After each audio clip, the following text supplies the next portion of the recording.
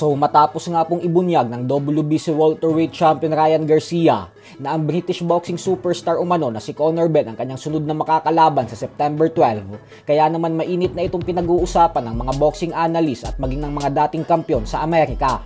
Ayon sa former world champion na si Shawn Porter, ay kung pagbabasehan niya umano ang naging performance ni Garcia sa huling laban nito kontra kay Mario Barrios, ay sa palagay niya umano ay sapat na ito upang talunin si Conor Benn. Pabor daw kasi ang fighting style ni Garcia nang dahil sa bilis nito at lakas galing sa distansya, kaya naman tiyak umano na mahihirapan ng gusto si Conor Benn dito. Ang prediksyon niya umano ay 60% na mananalo si Garcia at hindi malabong via knockout. Pero giit ni Porter na hindi naman umano ibig sabihin nito ay wala ng pag-asang manalo si Benn, kasi matibay din daw talaga ang fighter na ito. Minsan niya na umano kasi itong nakasparring noong aktibo pa siya sa boxing. At kung ang ipapakita umanong performance ni Garcia ay kagaya sa naging laban nito kay Rolando Romero, tapos ang ipapakita naman ni Benn ay kagaya sa ikalawang laban nito kay Chris Eubank, ay tiyak umano na matatalo si Garcia.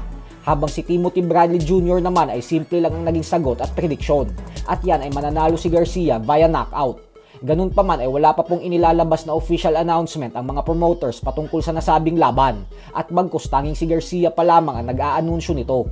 Samantala, ibinalita naman nga po ng boxing scene kanina lamang na malaki umano ang posibilidad na ipag-utos ng WBO sa lalong madaling panahon ang bigating laban sa pagitan ng dalawang undefeated fighters na sila WBO welterweight champion Devin Haney at Keyshawn Davis. Matapos po kasing mag-overweight ni Davis sa huling laban niya, ay inaasahan na aakyat na ito ng 147-pound welterweight division.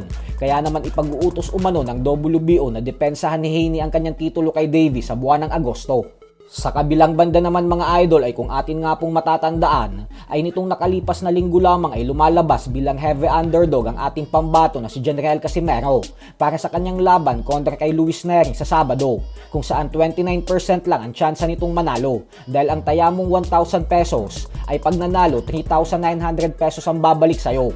Subalit ngayon nga pong 3 araw na lang ang natitira bago ang bakbakan ng dalawa, ay tila bumabaliktad na ang odds sa talpakan. Dahil from 29% chance of winning ni Casimero ay pumapalo na ito ngayon sa 42 hanggang 45% na chance ang talunin si Neri. Kaya ang 1,000 pesos mo ay papalo na lamang ng 2,070 pesos. Sa madaling salita ay halos nagiging 50-50 na ang laban na ito sa mata ng mga odds makers. Ibig sabihin po niyan ay tuloy-tuloy na ang pagbuhos ng mga mananaya kay Cuadro Alas dahil tinitiwala nila ang kanilang mga salapi sa ating pambato. At ang resulta ay binababa na ng betting sites ang premyo kay Casimero upang hindi sila malugi kung sakaling magtagumpay nga talaga ito sa laban. Ganyan po kasi talaga ang taktika ng mga kumpanya ng sugalan.